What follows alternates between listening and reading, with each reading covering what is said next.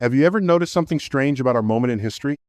We live in an age where we can split atoms, land rovers on Mars, and edit the very code of life itself, and yet we struggle to sit quietly with our own thoughts. We've connected the globe with fiber optics and satellites, but millions feel more isolated than ever before. It's a paradox so profound that even the stars might wonder if their creation has somehow turned in on itself. How could a civilization capable of sending information at the speed of light still fail to communicate empathy, kindness, and understanding? How did we get here? This is not a rhetorical question. It's a cosmic one. Because if there's one thing the universe has taught us, it's that the present is never isolated from the forces that shaped it. Just as galaxies swirl because of unseen gravity wells, our society rotates around invisible forces, ideologies, assumptions, beliefs we've inherited from those who came before. We may have left the caves, but we never stopped dragging our shadows behind us. And yet, amidst the noise, there's something stirring. You feel it, don't you? A tension, a pull, a whisper in your bones that says, this isn't it. There's something more. It's as if we're standing at the edge of a precipice, watching the old structures crumble, political systems that can't keep up, economies that divide more than they uplift, a planet crying out under the weight of its own inhabitants. You don't have to be a prophet to see the fractures. You just have to be awake. And yet, cracks are how the light gets in. What if I told you that the chaos we observe around us is not an end, but a step in the ongoing process of change? In science, we see this all the time. Stars explode in supernovae, but that destruction is essential for the creation of new stars, planets, and life. What appears to be a collapse is often the beginning of something entirely new in the universe. You see, the universe has an intriguing way of working. In fact, destruction and creation go hand in hand. Stars go supernova, shedding their material into space, which eventually leads to the formation of new stars and planets. The elements in your body iron, in your blood, calcium in your bone serum, made from the remnants of these ancient stars. Our very existence is connected to these cosmic cycles. The iron in your blood, the calcium in your bones, the oxygen you breathe, they all came from a star that died so you could live. So let's get something straight from the beginning. Collapse is not a curse. It's a cosmic signature, a clue, a preparation. And now, let's bring this back to Earth. This isn't just about distant stars or cosmic events. It's about you. It's about your place in the universe. Maybe you felt like there's more to life than the routines we often find ourselves stuck in. That feeling is not accidental. It's the curiosity of your human nature. The same curiosity that has driven us to explore the stars. It's not arrogance, it's alignment. It's your internal tuning fork resonating with a frequency not yet fully born on this planet. You could think of yourself as part of the early stages of a new phase in human evolution. Just as the first cells on Earth were prototypes for complex life forms, you are part of a prototype for a future, more conscious version of humanity. It's not a distant idea, it's happening right now. And every time you question the systems, every time you refuse to play a game that feels rigged, every time you choose curiosity over cynicism, you're participating in its construction. Now, you may ask, why now? Why am I feeling this? And as always, the answer can be found in the stars literally. Our connection to the cosmos is more than metaphorical. It's grounded in the very fabric of the universe. Let's zoom out, way out. Roughly 13.8 billion years ago, everything you know, every tree, every tear, every triumph, was compressed into a single point, no larger than a grain of sand. Then it expanded violently, rapidly, beautifully. That moment, the Big Bang was not just a beginning, it was a continuation. Because the universe didn't create you, it became you. You are not a passenger in the cosmos. You are a manifestation of it, a local expression of something infinitely vast. And in that expansion, the laws of nature unfolded like a symphony. Gravity, electromagnetism, the weak and strong nuclear forces, these became the scaffolding upon which everything rests. Now, let me ask you something bold. What if consciousness is not merely a byproduct of the brain, but a fundamental part of the universe? Some of the most cutting-edge ideas in science suggests that awareness may not be an accident of biology, but an integral feature of the cosmos itself. What if the universe doesn't just permit awareness, it requires it? That's not just poetic musing. It's a hypothesis gaining traction in the fields of quantum physics, information theory, and cosmology. The idea that the universe might not just be a machine, but a mirror. That what we observe is inseparable from the observer. That our collective awakening, our shift in awareness, is not an isolated human story, but a continuation of cosmic evolution. In this light, the chaos around us takes on a new form. It's not dysfunction. It's transformation. Old systems breaking down because their frequency no longer matches the vibration of where we're headed. It's like trying to play a cassette tape in a world where we now understand quantum computing. The old systems just don't align with the new reality. And just like technology evolves, so must our understanding of the universe. Yes, the world is experiencing turmoil, but in science, we know that chaos often precedes evolution. It's a data point in the system signaling a shift. The real question is, are we prepared for the transformation? Humanity is on the brink of a transition, what we might call a new Earth, or perhaps an evolution of human intelligence. It's not a mystical concept, it's a scientific one. Just as species evolve through natural processes, our collective consciousness is evolving too. This is a real shift, grounded in the laws of nature, not just abstract philosophy, not mystical, not abstract, but rooted in the same logic that governs the movement of planets and the birthing of stars. And those signs you've been seeing, these signs are not just coincidences, they are the result of natural forces.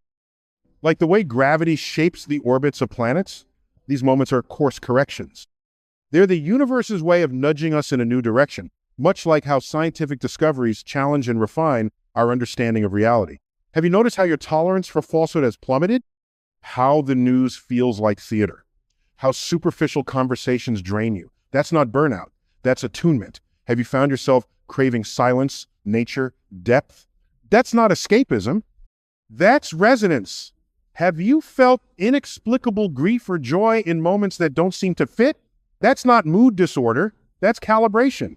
You're not broken. You're evolving. You are a node in a planetary network of awakening, a neural impulse firing not in the brain of a single organism, but in the collective mind of Earth itself. You are part of a larger process, a synchronization, if you will, of human civilization with the fundamental forces of nature. It's not some esoteric idea, it's the application of natural laws that have governed the universe for billions of years. Our role is to recognize and align ourselves with those forces. So what does that mean for you? It means that your doubts are valid, your longings are intelligent, your discomfort with the status quo is not rebellion, it's prophecy. You are feeling the shift because you were built for the shift. And just like a star must collapse to forge heavier elements, you may feel pressure, confusion, loss, the shedding of layers that no longer serve. But remember, no galaxy forms without gravity, and no transformation occurs without tension. The question isn't, will we make it? The question is, will we participate in it consciously? You see, the human experience has always oscillated between light and shadow, between moments of divine clarity and stretches of self-inflicted chaos. But there are junctures in Timarari, pivotal thresholds, where the entire trajectory of our species reaches a point of inflection, a cosmic crossroad.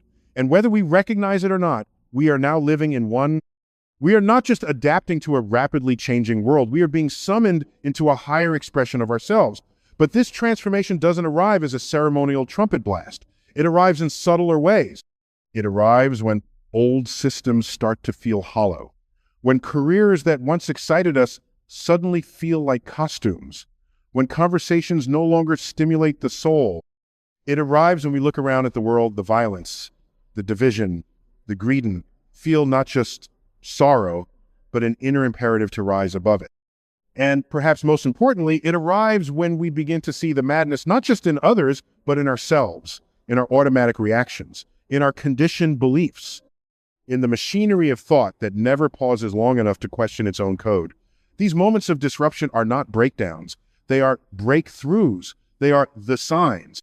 And if you're seeing them, It means you're being prepared, not punished, for something greater. Let's be clear.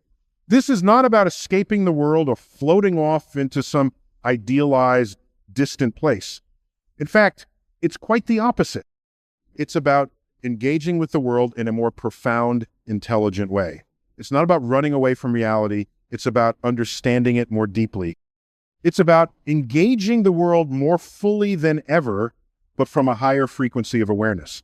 It's about being in the chaos without becoming it, standing in the fire without turning to ash, participating in systems not to perpetuate them, but to transform them from the inside out. That's what it means to cross into the new earth. Not to fly away, but to walk through this one with new eyes. And here's the elegant twist of cosmic humor. The signs you're looking for out there on the news, in politics, in the trembling tectonics of global events, those aren't the real signs. The real signs are in you. They're in your sudden intolerance for superficiality, your unexplained desire to simplify, to declutter, to turn down the volume and turn up the presence. They're in your spontaneous generosity, your inexplicable compassion for strangers, your tearful response to beauty. These are not quirks of personality. They're indicators of resonance, markers of inner alignment, signs that your inner compass has begun pointing toward the coordinates of the new earth. Now, let's borrow a metaphor from physics, because sometimes the language of the cosmos helps us understand ourselves. When a system reaches a point of instability, it doesn't revert to its previous state. It evolves into a higher order. This is known as a phase transition. Water doesn't become less chaotic by calming itself into a puddle. It evolves into vapor and ascends. Our civilization is undergoing just such a phase shift. And like molecules in a boiling pot, some particles will rise while others remain. This is not judgment. This is physics. And in this context, your transformation is not just spiritual, it's thermodynamic. Your consciousness is heating up, becoming less dense, more agile. You are rising, and yes, it may feel disorienting. Because the environments that used to sustain you, the friendships, the habits, the routines may no longer match your state. That's okay. Evolution is never symmetrical. Growth is rarely graceful, but it is necessary. Dolores Cannon, a woman whose work bridged science and spirituality, spoke about this very transition. She didn't ask us to believe blindly. She asked us to observe, to look within, to trust our own instruments of perception. She described Earth as a sentient being, not metaphorically, but literally, a planetary consciousness undergoing its own evolution. And like any organism, it cannot carry parasitic energies into its next state. It must cleanse, it must shed, it must purify, not as punishment, but as preparation. In her words, the Earth is ascending. It is transitioning to a new vibrational frequency, a new state of being. And those who wish to accompany her must do the same. This doesn't mean perfection. It doesn't mean sainthood. It means resonance, a willingness to evolve, a willingness to release the anchors of fear, hatred, resentment, and illusion that keep us stuck in lower realities. And perhaps that's the most challenging part, because the heaviest weights are not on our backs. They're in our minds. They are the stories we cling to, the identities we defend, the grudges we refuse to forgive. But here's the truth. The frequency of the new earth cannot support the density of unresolved trauma. It's not personnel, it's vibrational, which means if you want to rise, you must release. Release the need to be right, release the need to be understood, release the comfort of victimhood, not because those things didn't happen, but because holding on to them keeps you tethered to a timeline that no longer exists. Forgiveness, then, is not a moral act. It is a gravitational decision. It is choosing to leave behind what cannot cross with you. And what awaits on the other side? Not a utopia, not an escape, but a clearer, cleaner version of this very world. A reality where systems serve instead of suppress. Where intelligence is measured by wisdom, not accumulation. Where relationships are rooted in authenticity, not performance. This world isn't out there. It is forming right now in the invisible architecture of consciousness. And each time you choose love over fear, truth over conformity, Presence over distraction, you contribute to its structure.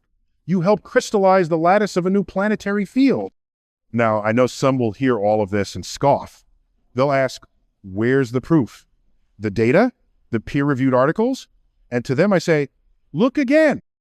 Not with your eyes, but with your life. Examine the patterns, the synchronicities, the implausible timing, the way you've been protected, redirected, refined, the way certain relationships dissolved precisely when they needed to, the way certain doors opened only after you let go of what was weighing you down.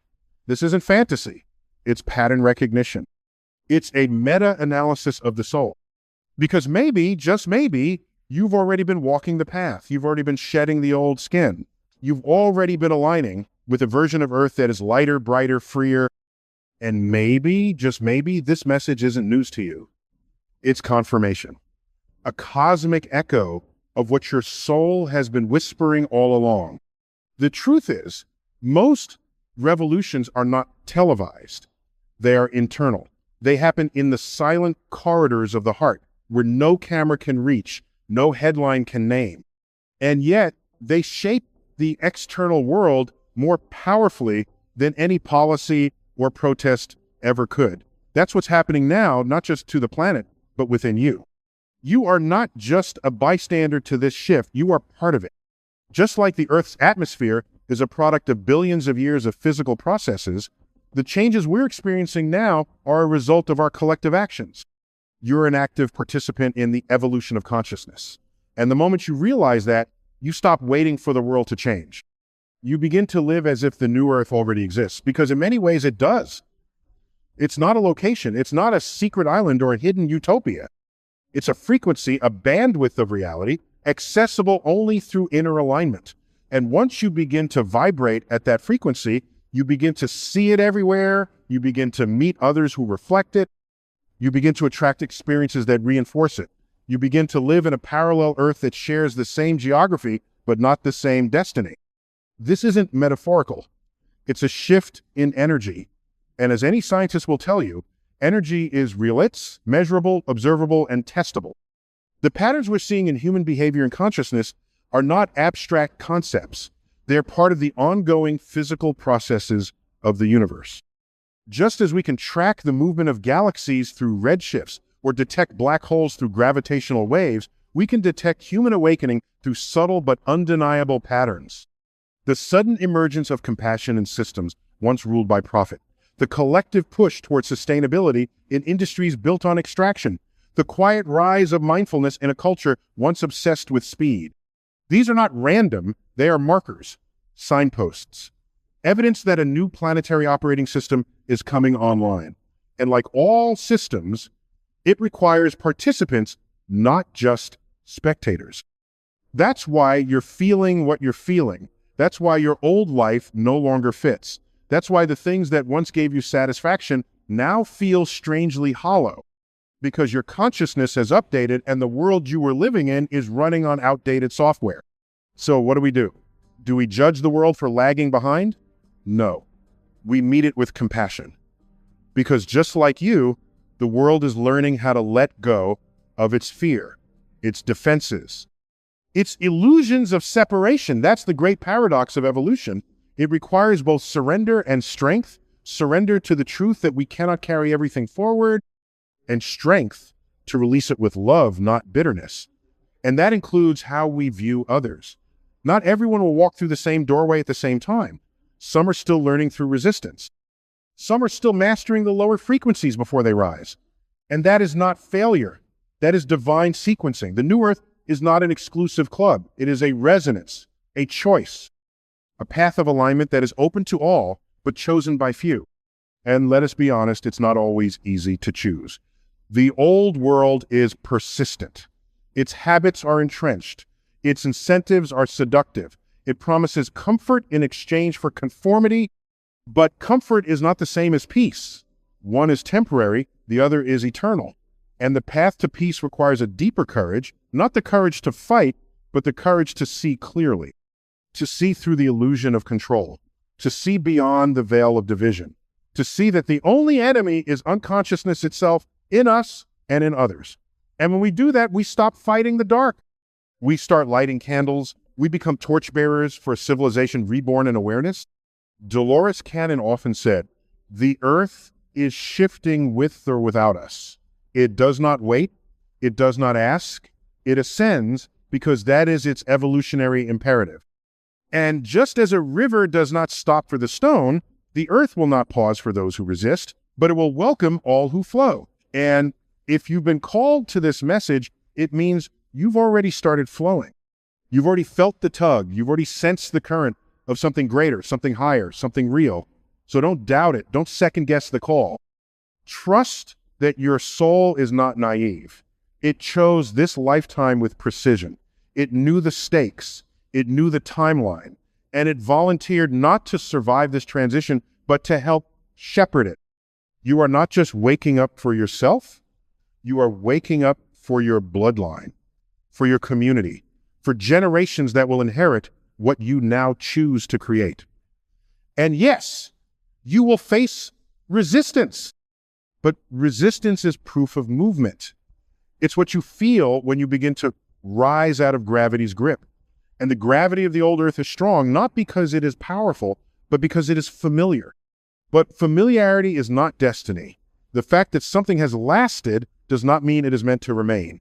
We must evolve, because the cost of stagnation is extinction, and we are not here to vanish. We are here to transcend. So if you felt the pull to simplify, do it. If you felt the urge to forgive, do it.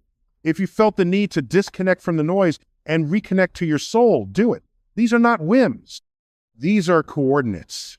They are your soul's way of realigning your compass to match the vibration of the new earth. And the more you follow them, the more you notice the veil thinning. You begin to hear the quiet intelligence in the rustling of trees. You feel the memory of ancient wisdom in the starlight. You sense the presence of something vast and benevolent guiding you gently, invisibly, like gravity guiding galaxies. The new earth isn't some distant promise. It's a process already unfolding. And you're not merely waiting for it, you're actively participating in it, whether you realize it or not. Just as stars form and evolve, so too are we. This transformation is grounded in real, observable changes in how we understand ourselves and our universe. The new earth isn't some distant promise. It's a process already unfolding. And you're not merely waiting for it, you're actively participating in it, whether you realize it or not. Just as stars form and evolve, so too are we. This transformation is grounded in real, observable changes in how we understand ourselves and our universe. There are moments in life that feel strangely out of sync with the world around you. Moments where time seems to slow down, not because the clock is broken, but because your perception has sharpened. You begin to notice things you previously ignored. The quiet dissonance in a room full of noise, the emotional weight behind someone's smile, the flickering emptiness beneath societal rituals we've accepted as normal. These are not random quirks. They are thresholds, signs, indicators that your nervous system is recalibrating to a different signal, one not broadcasted through television networks or algorithmic feeds, but through something much older and far more reliable, the language of resonance. You feel drawn to truth like never before. Not the truth filtered through politics or ideology, but the raw, unembellished truth that often arrives quietly, like light through a crack. You begin to see through performance. You recognize when people are speaking from fear rather than wisdom. You sense manipulation in places where you once only saw tradition. This sensitivity isn't weakness, it's evolution. You're being equipped with a new kind of perception, not just to protect yourself, but to participate more intelligently in the shaping of reality. One of the most telling signs that you're being prepared for the new earth is your intolerance for anything that feels inauthentic. It shows up suddenly. You find yourself unable to fake interest in conversations that once entertained you. You struggle to participate in cycles of complaint, gossip, or distraction. You begin to feel that silence is not empty, but full of clarity, full of signal, full of potential. This isn't social withdrawal. This is vibrational discernment. You're beginning to separate the signal from the noise. You no longer chase stimulation for its own sake. You chase meaning. And that shift from consumption to contemplation is one of the most important evolutionary leaps a human can make. You may also notice an unshakable desire to simplify, not just your closet or your calendar, but your entire relationship with the material world. You start letting go of things, not because they're bad, but because they feel heavy. Objects, obligations, even identities. You're no longer seduced by accumulation. You're beginning to sense that every possession is not just something you own, it's something that owns a part of you. And so you begin the beautiful, often painful process of lightening the load. This is not minimalism as aesthetic, this is minimalism as metaphysics. Because in the new earth, the lightest beings rise the fastest. Not in status, in spirit. Another unmistakable sign is your relationship with time. It begins to shift. You stop measuring life by how much you produce and start measuring it by how deeply you experience. You find yourself moving away from multitasking and toward monopresence, doing one thing at a time, but doing it with your whole being. Washing a dish becomes meditation. Walking becomes ceremony. Conversations become portals. This is the emergence of sacred time, a return to the understanding that the eternal is not found in the future, but folded within each passing moment. And then there's your emotional landscape. You may begin to feel waves of emotion rise unexpectedly. You cry more often, not just from sadness, but from beauty, from connection, from a sudden sense of awe at the ordinary. This emotional fluidity is not instability. It is a system update. It means your heart is thawing. You're learning to feel in higher resolution. You are no longer buffered by numbness or dulled by distraction. You're alive, raw, open. And in that openness, you rediscover something ancient: empathy, not just as a social virtue, but as a navigational tool. You begin to sense that the pain of others is not separate from your own, that suffering anywhere diminishes joy everywhere. And so you become more careful with your words, more generous with your assumptions, more attuned to the quiet needs of those around you. This is not moralism. This is quantum entanglement in emotional form. You're feeling your way into unity.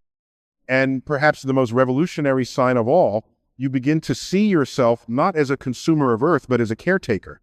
You no longer view nature as scenery or resource. You begin to understand it as kin. The tree outside your window is no longer background.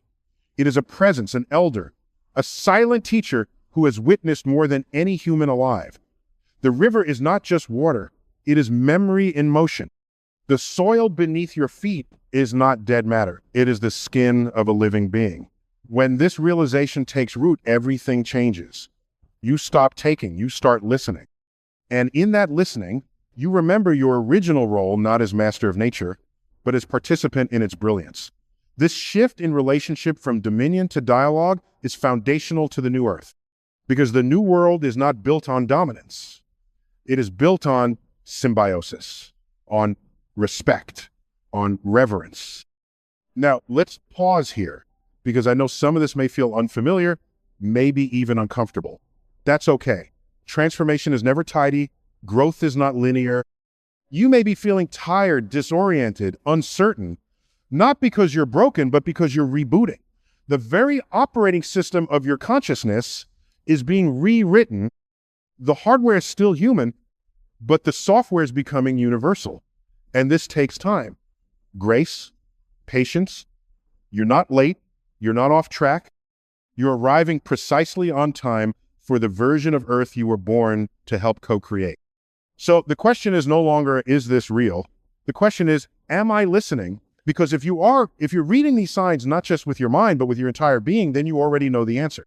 You are not waiting for permission. You are responding to purpose. You are not watching the new earth from afar.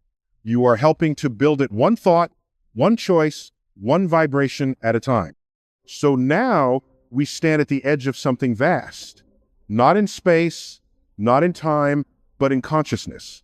This is not the edge of a cliff. It is the threshold of a new atmosphere, a breathable future, a future that cannot be delivered by institutions or dictated by tradition.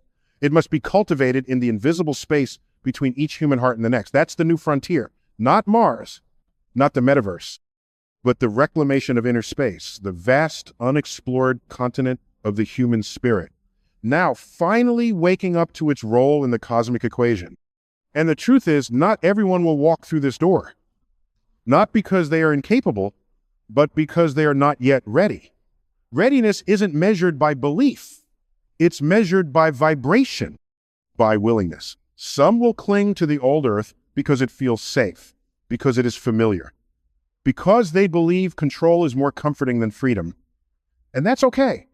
We must let them be. We must meet them with compassion, not condemnation, because we too were once asleep. We too once mistook habit for truth, fear for instinct, survival for living. But for those who feel it, truly feel it, the time is now. No more stalling, no more studying the map from afar, no more seeking signs when the signs have already been inscribed into the marrow of your being. The New Earth is not an escape from reality. It is the deepest embodiment of it. It is what happens when your values become your actions, when your presence becomes your protest, when your daily choices echo across time as beacons for generations unborn. So let this be your invitation. Not to be perfect, but to be present. To carry the new world in your tone, your eyes, your silence, your decisions. Let your peace be your rebellion. Let your joy be your resistance. Let your stillness destabilize the systems built on urgency. Because you don't change the world by fighting the old. You change it by embodying the new. So clearly that others cannot help but question their own reflection. And if at times it feels lonely, remember this. The pioneers always walk ahead of the crowd. That is the burden of vision. That is the blessing of foresight. You are not lost. You are just early. You are not separate. You are simply tuned to a frequency, still faint in the collective, but growing stronger by the day. You are a prism through which the light of tomorrow bends into color. And when enough of us remember who we are, not citizens of nations, but caretakers of a living earth, the planet will not need to be saved. It will have already been reborn. This is the real revolution. Quiet, gentle, inevitable. And if you're here, if you've stayed, if something in your soul is humming with the rhythm of these words, then you are already part of it. You don't need to push, you don't need to prove, you just need to continue. Continue shedding what no longer belongs. Continue listening to the wisdom that doesn't come from noise, but from stillness. Continue choosing alignment over approval, integrity over acceptance, soul over structure. Because in the grand orchestration of the universe, your role is not random. Your voice is not noise. Your life, when lived fully, openly, courageously, is a frequency. And when that frequency is clear, when it rings true, it becomes a note in the larger song of the cosmos, a song that says, we are awakening, we are evolving, we are crossing, and we are not looking back. Thank you for listening. Thank you for remembering. Thank you for becoming. The new earth is not something far in the future. It's already in motion. It's happening now. And you are part of that change. Just as the universe has always been in a state of flux, so too are we. And you, by simply existing and engaging with this world, are already contributing to its evolution.